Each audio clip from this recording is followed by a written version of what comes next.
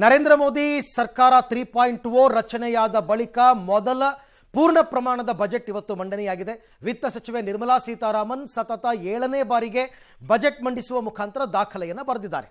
ಅದೆಲ್ಲ ಒಂದು ಕಡೆಯಾದರೆ ಈ ಬಾರಿಯ ಬಜೆಟ್ನಲ್ಲಿ ನಮ್ಮ ರಾಜ್ಯಕ್ಕೆ ಸಿಕ್ಕಿದ್ದೇನು?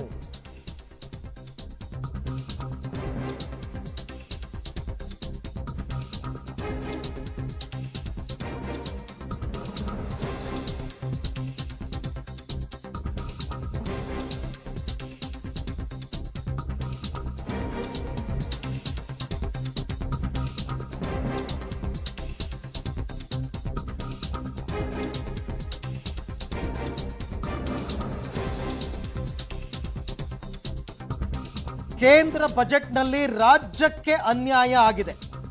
ಬಿಹಾರ ಮತ್ತು ಆಂಧ್ರಕ್ಕೆ ಬಂಪರ್ ಕೊಡುಗೆ. ಕಾರಣ ಏನು ಅಂತಂದ್ರೆ ಟಿಡಿಪಿ ಮತ್ತು ಜೆಡಿಯು ಈ ಸರ್ತಿ ಕೈ ಜೋಡಿಸಿರೋದ್ರಿಂದನೇ ಸರ್ಕಾರ ರಚನೆ ಆಗಿರೋದು ಅವರು ಕೊಟ್ಟಿದ್ದಾರೆ. ಆದರೆ ರಾಜ್ಯಕ್ಕೆ ಈ ಬಾರಿನೂ ಚೊಂಬ ಅಂದರೆ ಹೆಚ್ಚು ಕಡಿಮೆ ಹಾಗೆ ಕಾಣಿಸ್ತಾ ಇದೆ.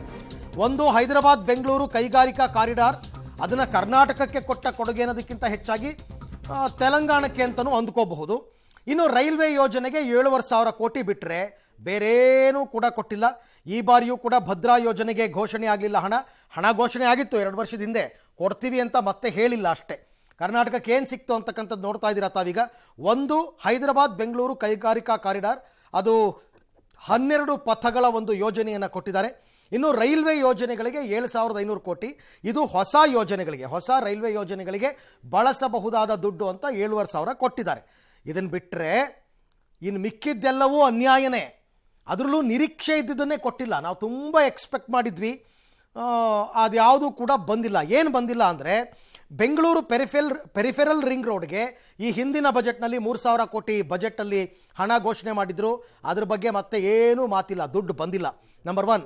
ನಂಬರ್ 2, ಅಪ್ಪರ್ ಭದ್ರಾ ಅಂದರೆ ಭದ್ರಾ ಮೇಲ್ದಂಡೆ ಯೋಜನೆಗೆ 5,300 ಕೋಟಿ ರೂಪಾಯಿ ಅನೌನ್ಸ್ ಆಗಿತ್ತು 2 ವರ್ಷದ ಹಿಂದೆ. ಅದನ್ನು ಕೊಡೋದ್ರ ಬಗ್ಗೆ ಎಲ್ಲೂ ಏನೂ ಪ್ರಸ್ತಾಪ ಮಾಡಿಲ್ಲ. ಮಹದಾಯಿ ಯೋಜನೆಗೆ ಹಣವನ್ನು ಬಿಡುಗಡೆ ಮಾಡಿಲ್ಲ, ಕೊಡಬೇಕು ಅಂತಕ್ಕಂಥ ಮನವಿ ಇತ್ತು. ಇನ್ನು ರಾಯಚೂರಿಗೊಂದು ಏಮ್ಸ್ ಬೇಕು ಅಂತಕ್ಕಂಥ ಒಂದು ಬೇಡಿಕೆ ಇತ್ತು, ಅದ್ರ ಬಗ್ಗೆ ಕೂಡ ಯಾವುದೇ ಪ್ರಸ್ತಾವನೆ ಇಲ್ಲ. ಇದೆರಡನ್ನು ಬಿಟ್ಟರೆ ದೊಡ್ಡ ಮಟ್ಟದಲ್ಲಿ ನನ್ನ ಪ್ರಕಾರ ಏನೂ ಸಿಕ್ಕಿಲ್ಲ ಕರ್ನಾಟಕಕ್ಕೆ. ಇದೆರಡೇ ವಿಚಾರ, ಹೈದರಾಬಾದ್ ಬೆಂಗಳೂರು ಕೈಗಾರಿಕಾ ಕಾರಿಡಾರ್ ಮತ್ತು ರೈಲ್ವೆ ಯೋಜನೆಗೆ 7,500 ಕೋಟಿ. ಅದು ಹೆಚ್ಚು ಕಡಿಮೆ ಎಲ್ಲ ರಾಜ್ಯಗಳಿಗೂ ಕೊಡ್ತಾರೆ.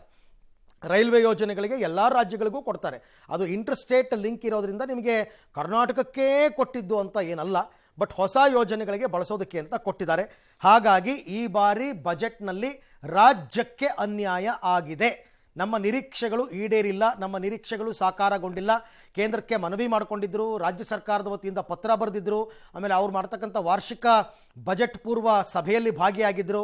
ಎಲ್ಲವೂ ಕೂಡ ಈಗ ಏನು ಪ್ರಯೋಜನಕ್ಕೆ ಬಂದಿಲ್ಲ.